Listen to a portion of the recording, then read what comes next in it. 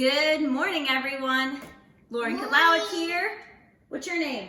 Gavin. What's your name? Andy. Andy. We're here. We're going to make a spice mix, a Southwestern spice mix, or you can call it a spice rub. It's a mixture of dry spices and herbs that you can use to flavor things like pulled pork, which we're going to do a little bit later today. We're also going to do it with a sweet potato fry side dish that's going to roast in the oven. So my boys are here. You guys are going to help me make this spice mix, right? And we got some snacks going on, some Ritz crackers. As you all know, parents out there, kids love snacks. So Andy wanted to have a snack as we were cooking, so I'm okay with that. So for those of you who have Lauren K cookbooks, this recipe for the spice mix is going to be on page 128. And I have other things falling out of my book here. I like to keep lots of recipes around in easy, convenient places.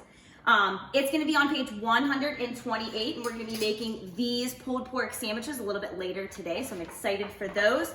If you don't have a Lauren K cookbook, you can click on the recipe that is attached to this video, either on Facebook or on your classroom site, so you can take a look at the recipe. Or you can follow along and I'll give you the measurements as well. You ready? You ready? Okay, so we're gonna make our... You ready too? Great. So we're gonna make our spice mix in a big bowl, and I'll show you some ways that you can put it in different areas to store it for later. So let's start out with Gavin's favorite ingredient of all time, brown sugar. Can you stick the brown sugar in that bowl there, bud? I'll scoop. You want to scoop it. Some notes about brown sugar. I used to always have trouble with the brown sugar drying out on me if you keep it in the bag. If you get a Tupperware container that has a lid that seals the whole way, it keeps it nice and moist for a really long time. So that's something that I like to do. So since you're gonna scoop that, Andy, you wanna do yours?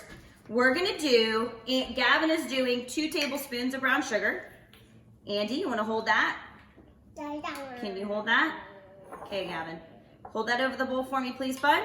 We're gonna do 1 tablespoon of garlic powder. Okay, Andy, you wanna dump it in? Go ahead and dump it. Good job there. All right, then we're gonna do, Gavin, can you put the rest of that in there? Gavin is eating the majority of the brown sugar, which happens a lot in our house. Can you hold this over here, Gavin? Can you hold that? You're eating, okay.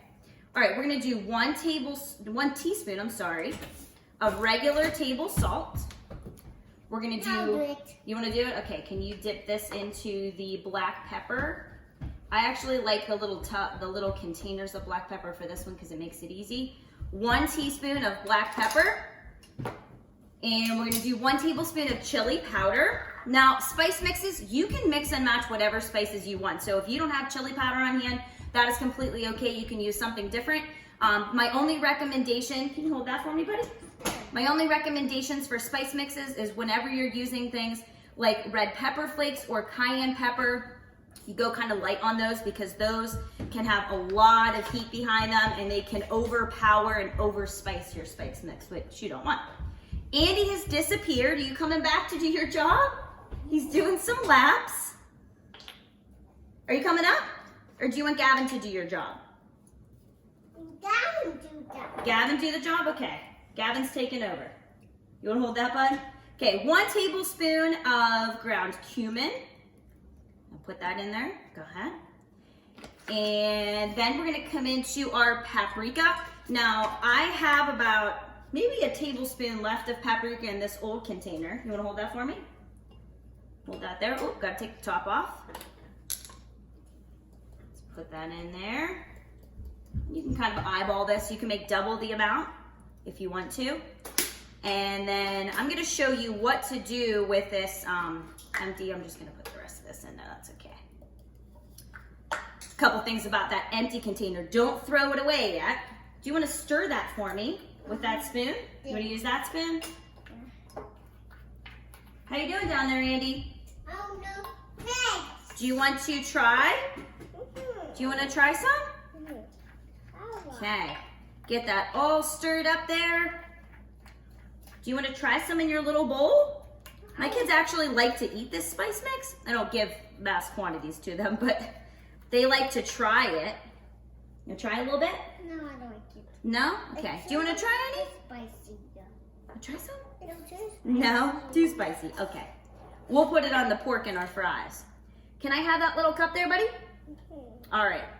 So, ways to store this. So say you want to make this in bulk and you don't want to use it all right now. What I like to do is save these empty spice containers and mark what it is. So I marked Southwestern spice mix, and I wrote the ingredients that were in the spice mix so you know what you put in there when it comes time to break it out and use it again.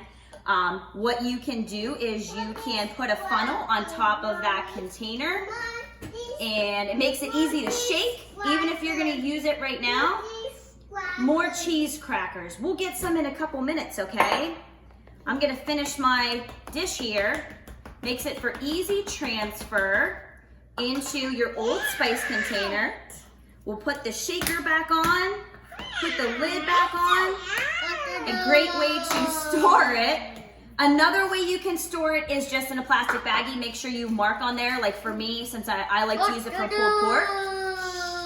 They can't hear me. I just wrote pulled pork spice mix on my baggie. So as you can see, we're ready to do other things. So I'm going to be using this spice mix for my pulled pork recipe. So if you want to see that, click on the next video, and that'll be up shortly.